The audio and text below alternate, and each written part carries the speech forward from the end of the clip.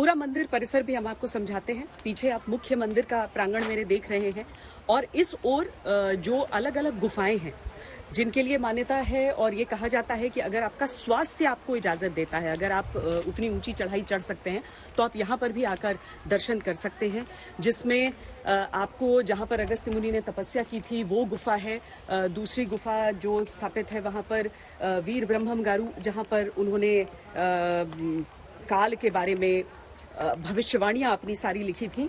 और तीसरा जहाँ पर हमने आपको दिखाया जो कि दर्शन करने के लिए जो लोग आते हैं, जहाँ यानी अगस्त्य मुनि ने जहाँ पर जो अपनी पहली प्रतिमा है जो खंडित हो गई थी उसको बनाकर रखा था, तो वहाँ पर अभी भी पूजा अर्चना चलती है। और आप इन सभी गुफाओं के लिए आप सीढ़ियों की एक श्रृंखला हर ओर देख लेंगे जाते हुए, जिन सीढ़ियों से होकर जो भक्त हैं वो आगे जा सकते हैं। अब जिन सीढ़ियों पर हम चढ़ने वाले हैं वो सबसे कठिन बताई जाती हैं, यहाँ पर सबसे ज्यादा ऊंचाई पर स्थित है और हमारे साथ आगे चलते हुए आप उसे समझ सकते हैं।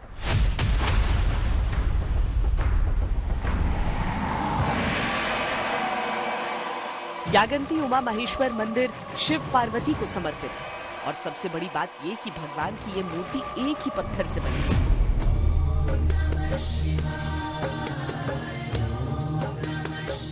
इस तरह ये विश्व का पहला ऐसा अद्भुत शिव मंदिर भी है जहाँ शिवलिंग की जगह प्रतिमा रूप में महादेव उपस्थित है।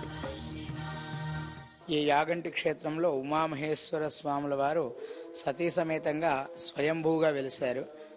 వాస్తవానికి ఎక్కడైనా శివుడికి లింగాకృతిలో దర్శనం ఉంటుంది, అమ్మవారికి విగ్రహాలు సపరేట్గా, ఆలయాలు సపరేట్గా పూజలు ఉంటాయి. కానీ ఇక్కడ ఒకటే విగ్రహంలో స్వామివారు మరియు పార్వతీమాత గారు ఇద్దరు కూడా స్వయంభూగా వెలిశారు.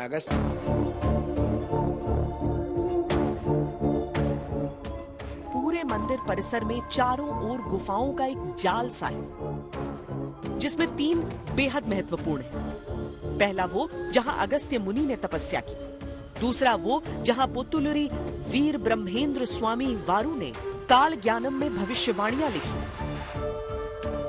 और तीसरा जहां अगस्त्य मुनि ने वेंकटेश्वर स्वामी की मूर्ति गढ़ी।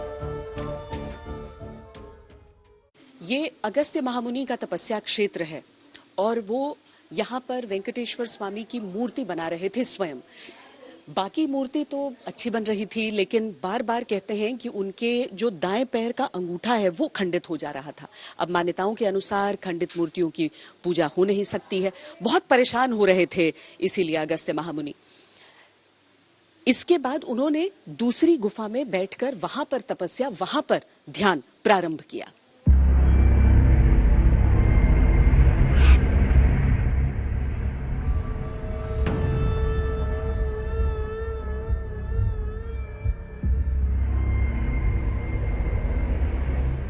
कहा जाता है कि सदियों पहले हिंदू धर्म के महान ऋषि अगस्त्य मुनि इन गुफाओं में आए थे। वो यहाँ कई वर्षों तक रहे और अपनी साधना में लीन रहे। जब ऋषि अगस्त्य बार बार कोशिश करके भी वेंकटेश्वर स्वामी की प्रतिमा नहीं बना सके, तब उन्होंने दुखी होकर भगवान शिव को याद करके तपस्या करनी शुरू की।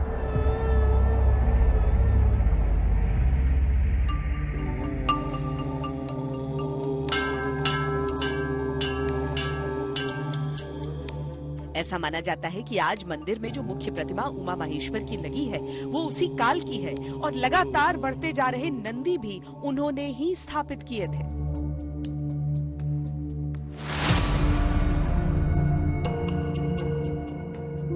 ऋषि अगस्त्य यहाँ वैष्णव संप्रदाय के वेंकटेश्वर मंदिर का निर्माण करना चाहते थे, परंतु ये किंवदंती है, स्थल पुराण में वर्णित है कि जब वेंकटेश्वर की मूर्ति वो वहां लाए मंदिर में, तो वेंकटेश्वर की मूर्ति के पैर का नाखून टूट जाता था, जिसके कारण उन्होंने शिव की तपस्या की और शिव की तपस्या करके शिव ने उनसे कहा कि उन्हें ये परामर्श दिया कि आप यहाँ पर एक शिव मंदिर का निर्माण करें। और ऋषि अगस्त्य के निवेदन पर उन्होंने उमा महेश्वर अर्धनारीश्वर रूप में वहां स्थापित होने के प्रस्ताव को शिव जी ने स्वीकार किया। यहाँ से इसकी प्रारंभ माना जाता है।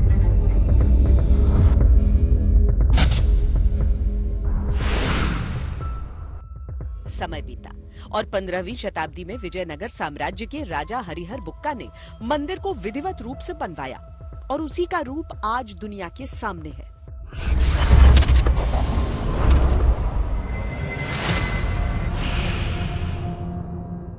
जब शिव मंदिर स्थापित किया गया तब उन सभी मान्यताओं को ध्यान में रखा गया जो शिव मंदिर के लिए अति आवश्यक होती है। कहा जाता है कि जिस तरह नंदी भगवान शिव के सबसे प्रिय हैं, उसी तरह गणों में उनके प्रिय वीरभद्र हैं, जो शिव मंदिर में क्षेत्र रक्षक यानी द्वारपाल की भूमिका में होते हैं।